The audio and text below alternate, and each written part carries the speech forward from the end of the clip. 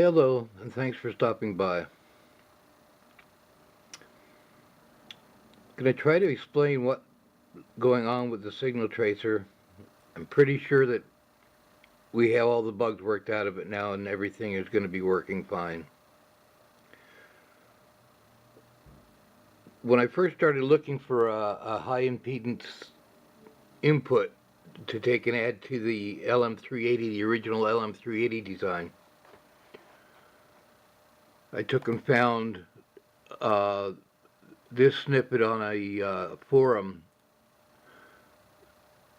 that a guy said that he was using and that was working really well. Now, I should have been a little suspicious because you can see that the part around Q1 is edited. You know, you could tell it originally it was something else, but he took and put that there. But I didn't really think anything of it because that's what he had. In my original design, I had a Q109, and I was getting some amplification out of it, and so I thought everything was working fine.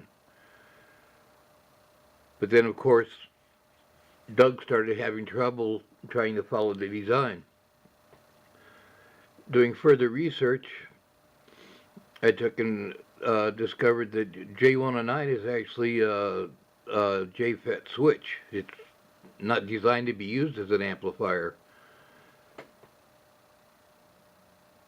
So I started digging some more and took and finally found the original entire circuit, which was actually for a signal tracer using an LM386 as a final amplifier, which again I don't like because they tend to oscillate. But anyway, this was the original design. You can see that it calls for an MPF 102. Now, one other problem we're having, hobbyists in general really, is that all these through-hole components are being obsoleted or whatever. You know, everything's going to SMD. It's really getting hard to take and find parts.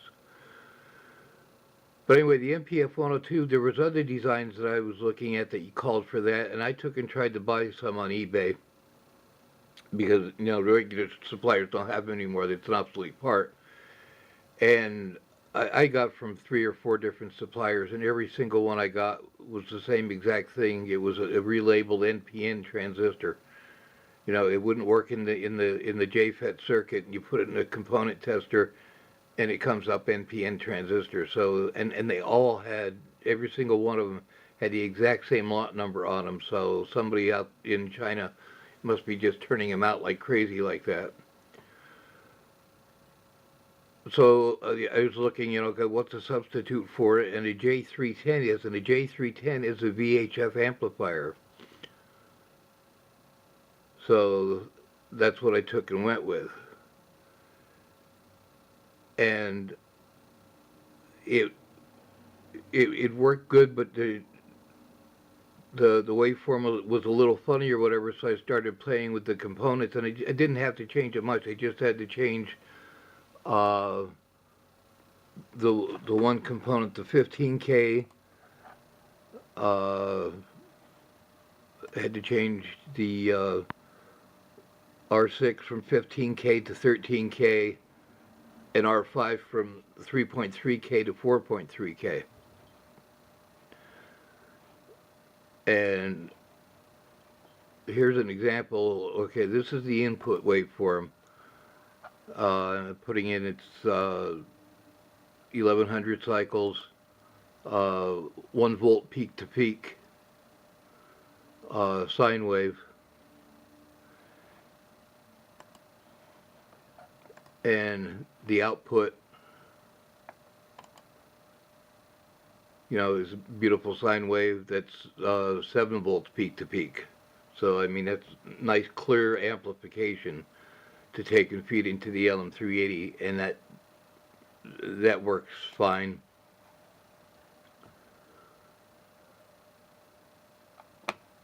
So all we have to do is, you know, substitute those 2 parts, and I think we finally have this. where we want it. I don't think there'll be any further problems. We added the diode because we took and found there was feedback problem. Uh, we were modulating the input on pin 14 of the um, LM380. So the diode took and eliminated that. And now we have a JFET that does work. It's nice and sensitive. Good, great, 7 times amplification on the input signal before it ever gets to the LM380. Sorry, all I can say is I'm sorry, guys. One problem when you only have one person doing it. I mean, that's when I want to thank Doug a lot. I mean, Doug found these problems, brought them back to me, and of course, my design, fix it, Bob.